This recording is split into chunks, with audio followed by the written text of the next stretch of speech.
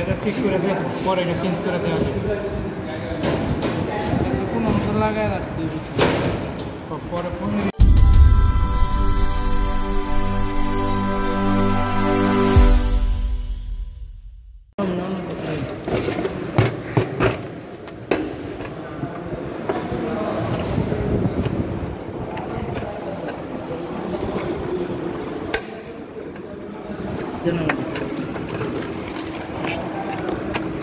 ব্যথা হয় জং ধরা তো ভাই আপনি অনুচার নিতে যাতে তুললেই ছেড়ে যাবে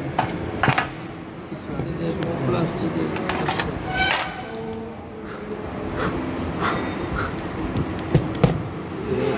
এটা একদম সেট আপ ভালো মতো করা আছে। ডান্ডা লাগাই দেখো, ডান্ডা পরে ডান্ডা সয়াবিন আপনারা নাকি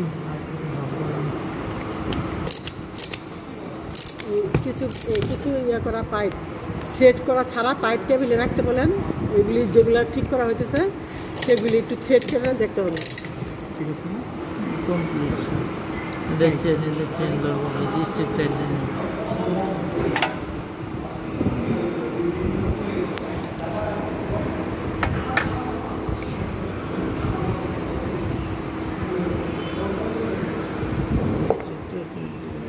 ডাস্টগুলি পরিষ্কার করে দেন।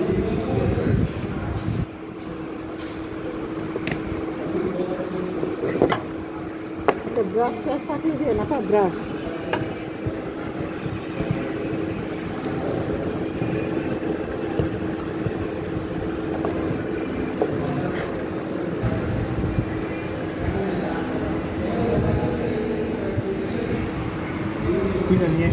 এখন যে কাজটা করা হচ্ছে এই কাজটা হচ্ছে প্রিভেন্টিভ মেনটেন্যান্স এবং কারেক্টিভ মেনটেন্যান্স। এখানে যতগুলি আমাদের ডাই স্টক আছে সবগুলি বের করা হয়েছে। এখন এগুলো আমরা মেনটেন্যান্স করে কিছু রেখে দিব। প্রিভেন্টিভ মেনটেন্যান্সের যে আমাদের টুলসটা যেন কর্মক্ষম থাকে তার জন্য আমাদেরকে সবগুলি মেনটেন করে পরিষ্কার পরিচ্ছন্ন করে ওয়েলিং করে ক্লিনিং করে রাখতে হয়। এটা হলো প্রিভেন্টিভ মেনটেন্যান্স। এবং আমরা কাজ শুরু করার আগে যদি টুলসে কোনো ত্রুটি থাকে সেই ত্রুটিগুলি সমাধান করে যে কাজটা টুলসটাকে কর্মক্ষম করে কাজটা করব সেটা হলো কারেক্টিভ মেনটেন্যান্স। যেমন আমাদের এখানে কিছু কিছু ডাই স্টকে দেখা যাচ্ছে যে নাট নাই বা কাটা রিপ্লেস করতে হচ্ছে। এই ধরনের ত্রুটিগুলি সংশোধন করে এটাকে কর্মক্ষম করা হবে এবং এটা কাজ করা হবে, সেটা হলো কারেক্টিভ মেনটেন্যান্স। তো এখানে আমাদের ট্রেডে সাধারণত একটা পিরিয়ডিক মেনটেন্যান্স হচ্ছে 3 মাস পর পর একটা বেস যখন শেষ হয়ে যায় আরেকটা বেস শুরু হয় তখনই এই মেনটেন্যান্সের কাজগুলো করা হয়। তো আমাদের এখানে মোটামুটি 3 মাস পর পর আমরা রেগুলার বেসিসে এই কাজটা করি। এই মেনটেন্যান্সটা হলো পিরিয়ডিক মেনটেন্যান্স, যে একটা নির্দিষ্ট সময় পরে আমরা করতেছি পিরিয়ডিক মেনটেন্যান্স। এবং এই যান্ত্রিক ত্রুটি আমাদের কাজের চলার সময় সবসময় হতে পারে। সেই ক্ষেত্রে আমরা যেই টুলসে যেই সমস্যাটা আছে সেই সমস্যাটা সমাধান করে আবার কাজটা চালমান রাখবো, সেই বিষয়টা হচ্ছে কারেক্টিভ মেনটেন্যান্স। আর হচ্ছে সমস্ত টুলস ইকুইপমেন্টসগুলো আমরা মেনটেন্যান্স করে আমাদের এটা যেন সুরক্ষিত থাকে এই কাজটা যে আমরা করব সেটা হলো প্রিভেন্টিভ মেনটেন্যান্স। তো এই মেনটেন্যান্সের কাজগুলি কিন্তু খুবই গুরুত্বপূর্ণ বিষয়।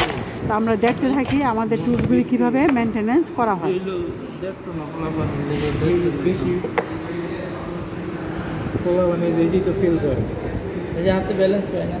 হ্যাঁ, একটু হ্যান্ডেলটা বড় থাকলে কাজটা করতে সুবিধা হয়। বডিতে প্রেশার লাগে।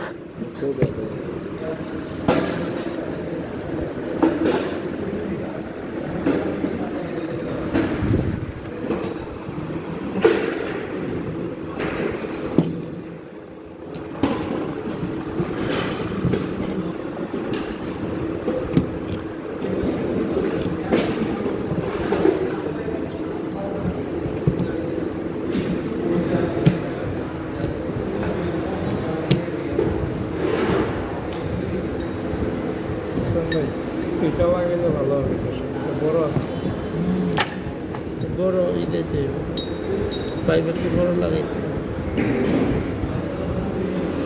আপনারা এখানে এই হ্যান্ডেলটা আছে না, এই পাশে যদি থ্রেড করা থাকে তাহলে মনে করেন যে এখানের যে মেন অংশটা আছে না ওই অংশটা লাগানোর পরে এটা ওইটার সাথে জড়ো দিলে হবে। এই দেখেন, এটা দেখেন, এটা হচ্ছে কি টুলসের অংশটা, তাই না? টুলসের অংশটা এরকম থাকে না, টুলসের একটা অংশ থাকে, এইটারই আবার একটা এই কালো কালারের আরেকটা পার্ট আছে, যদি ওই পার্টটা না পান তাহলে এরকম হাতের যে পাইপ দিয়ে জোড়া দিয়ে স্টিম করা যাবে। আর যদি কোনো মেশিনে যদি এই অংশটা কিছুই নাই, তখন আমরা আমাদের এই কাস্টমাইজ করে যে পাইপ দিয়ে আমরা এই একটা হ্যান্ডেল বানাই নেব, ঠিক আছে? তো এইটা হচ্ছে কি, হ্যান্ডেলটা বড় হলে কাজের ইয়েটা ভালো হয়। আর হচ্ছে যে যদি শর্ট থাকলে কি হচ্ছে, এটা কাজ করতে বেশি প্রেশার পড়ে এবং হ্যাঁ, এভাবে জয়েন করে নিতে পারেন, হ্যান্ডেলটা এভাবে জয়েন করে নিতে পারেন। আমাদের এই হ্যান্ডেলে প্রবলেম থাকতে পারে, আমাদের যে কাটারগুলো আছে এই কাটারগুলি খুঁজতে প্রবলেম থাকতে পারে, কাটারটা আমরা রিপ্লেস করতে পারি। তারপরে এই নাটগুলোতে সমস্যা থাকতে পারে, এই যে আমাদের এখানে এইগুলি আমরা রিপ্লেস করতে পারি, ঠিক আছে? তো এখন এইটা ভালো আছে, এটা নষ্ট হয়ে গেছে, এটা আমাকে চেঞ্জ করতে হবে, কারণ এইটার জন্য কি আমার কাজ করবে না ঠিক মতো।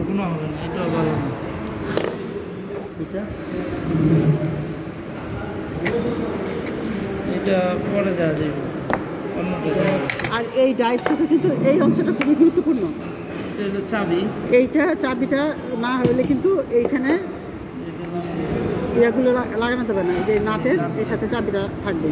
আর র্যাচের ডাই কী করতে হয়, সবসময় অ্যাডজাস্ট করে নিতে হয়।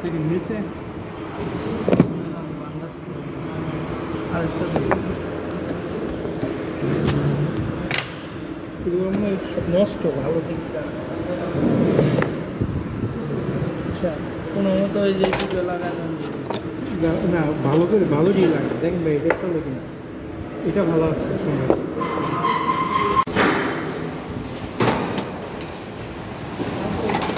ম্যাক্সিমাম প্রবলেম ফল দিয়ে গুণ হয়, এটাই তো প্রবলেম। আর ওগুলো হইলে পোলাপানো টানাটানি করবে আছে তো ভালো দাঁড়াইলো।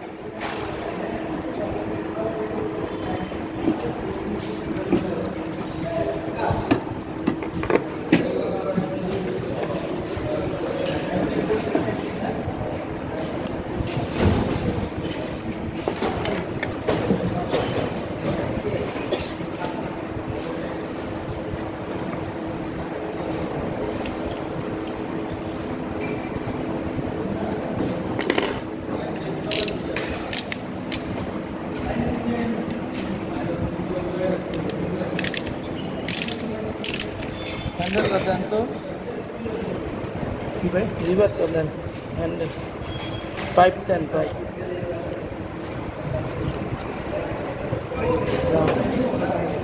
কাপড় দেন।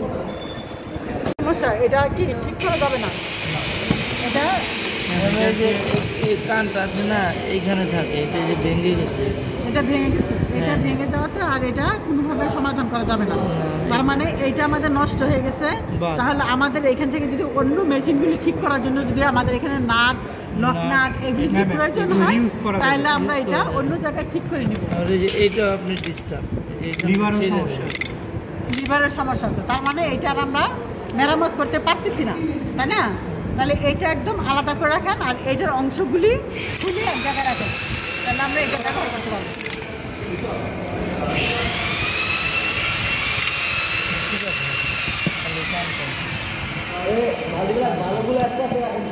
কানটা ঢালাই করা হবে, থাকবো কাস্টিং ঢালাই আছে না, কাস্টিং ঢালাই কোথায়? কাস্টিং ঢালাই খুলতে এটা হাত থেকে এটা এইভাবে নষ্ট হয়েছে কেন? এটা এইভাবে নষ্ট হয়েছে কারণ এটা হাত থেকে উপর থেকে পড়ে গেছে, হাত থেকে এটা একমাত্র এইভাবে উঁচু থেকে এগুলো ডালাই তো জোরে আঘাত পাইলেই না পারলে এটা এভাবে নষ্ট হয়ে যাইতো না। এই টুলসটা কিন্তু খুব ভালো, শুধুমাত্র এই অংশটা ভেঙে যাওয়ার কারণে এটা আর রিপেয়ার করা যাচ্ছে না, ঠিক আছে? তাহলে যেটা একদমই রিপেয়ার করা যাবে না সেটা আলাদা করে সরাই ফেলে।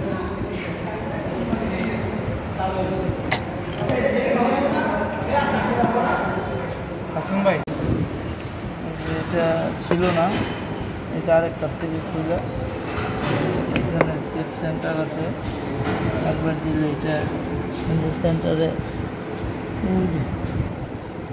দিলে আপনার কোনোটা লাগাইলেই এই জিনিসটা হইল নিচের স্যাপটা টাইট হইল। এটা আবার আরেকটা সেপ যেটাতে সেন্টারের মেজারমেন্টগুলো, এটা আবার আরেকটা সেপ, এটা একটা সেপ, এখানে দুইটা সেপ যে এখন কমপ্লিট। এটা ঠিকই আছে, জায়গাটা জায়গায় আছে, এটা জায়গাটা জায়গায় আছে। এখন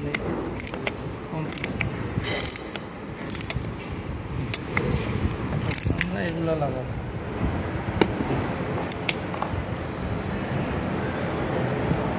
এখন ছুরিগুলো দেন, ভালো যেটা আছে এই দুইটাই ভালো। ছুরিগুলো লাগাইলে আপনি এই দাঁত সেন্টার করে লাগাইলে ভালো। এই সেন্টার নাট নাট নাট এটা ছাড়া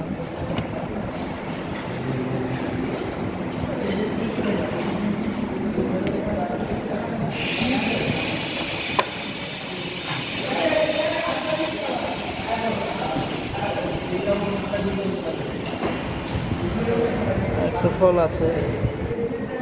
এগুলোর ভিতরে আপনার এই পাশে খাড়া গুলো আর এই পাশে টেপার, এটা দেখা লাগাইতে টেপার মূলো ভিতরে ভিতরে চলে যাইব। আর দাগ মূলো আর এই সেন্টারের মূলো এই দাগের দুই দাগের এই সেন্টার করে এখানে লাগাইলে মেজারমেন্টটা হইল। এই যে গেত আছে না কেন, এই যে এটা আপনি বাড়তি আছে, এই জন্য এখানে যে খোলা দিচ্ছে। এখন এই যে এটা আপনার এই সেন্টারিং হবে, এই যে হাফ ডাউন হবে, এতটুকুই থাকবো। এইটা যে হাফ ডাউন হবে, এই যে হাফ ডাউন।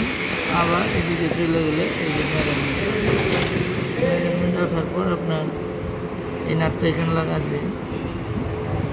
এই নাটটা দিয়ে এই জিনিসটা উপরে উঠে আসবো না, এটা টাইট হয়ে থাকবে।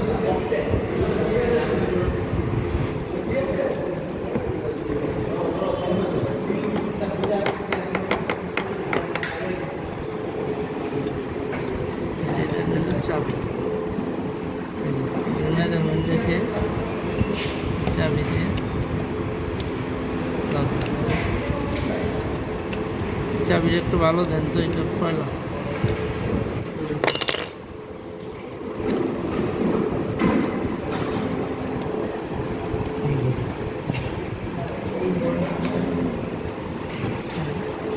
আমার হাতের সেন্টার হলে কাজ করতে আর কেউ লাভ না, একাই পারা যাবে যখন কেউ না থাকে।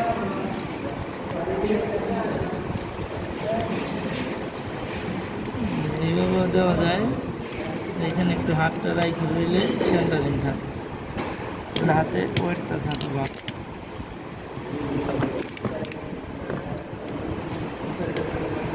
ঠিক আছে।